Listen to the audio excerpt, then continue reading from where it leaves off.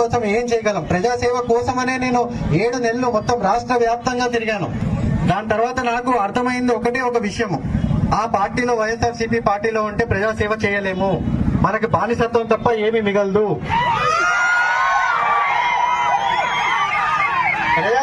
ప్రజాసేవ చేయాలి, మనుషులకి సేవ చేయాలి. మీరు చెప్పండి, ఒక్క ఎంపీ ఎమ్మెల్యేతో మీకు ఏమైనా పని అయిందా ఈ రోజు వరకు?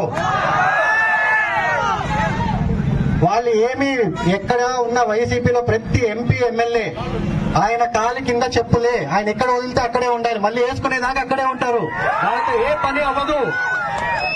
సో మీరు దయచేసి ఆలోచన చేయండి, ప్రజల కోసము, మీ ప్రాంతం కోసము, మీ పంచాయతీ కోసము, మీ మండల్ కోసము ఎవరు చేయగలరు? మీ యువత కోసము, వచ్చే జనరేషన్ కోసము, ఒక్క నియోజకవర్గం కోసము, అదే కాకుండా మొత్తం మన రాష్ట్రం కోసము. దేశంలోనే మన రాష్ట్రము ఎన్నో ఏళ్లుగా 50-60 సంవత్సరాల నుంచి, స్పెషల్లీ మన కోస్తా ప్రాంతము అన్ని విధాలుగా ముందున్న ప్రాంతాన్ని వెనుకబడేశాడు, భయంకరంగా వెనుకబడేశాడు. ఒక్క ప్రాజెక్ట్ లేదు ఇక్కడ. మనం ఏం అడిగినా గానీ కృష్ణా జిల్లా దగ్గర నుంచి గోదావరి జిల్లాల దాకా ఉమ్మడి జిల్లాలు ఇప్పటి వరకు ఒక్క ప్రాజెక్ట్ అయింది లేదు. మేము ఉన్నప్పుడు కూడా ఎన్నో అడిగాం, అయ్యా ఇది అవ్వట్లేదు, గుంటూరు ఛానల్ అవ్వట్లేదు, అయ్యా దీన్ని ఏమైనా చేయండి, దాన్ని ఏమైనా చేయండి, ఎన్నో అడిగాం. ఒక ఫ్యాక్టరీ తీసుకురండి, ఇక్కడ అందరికీ అందరూ బీటెక్ చేసిన వాళ్ళు ఉన్నారు, ఇండస్ట్రీస్ తీసుకురండి, ఒక్కటి లేదు, ఒక్క ఆలోచన లేదు.